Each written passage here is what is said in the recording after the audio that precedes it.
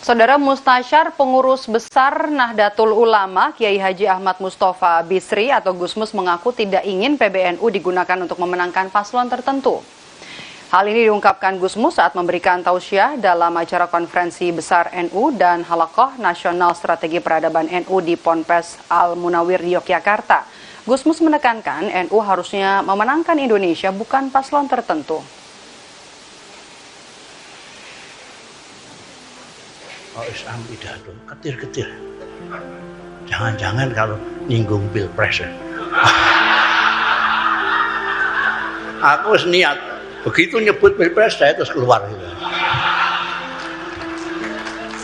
Soalnya itu bukan urusannya NU itu. Itu bukan urusannya NU. Urusannya NU itu memperbaiki kinerja, memenangkan Indonesia. Bukan memenangkan capres.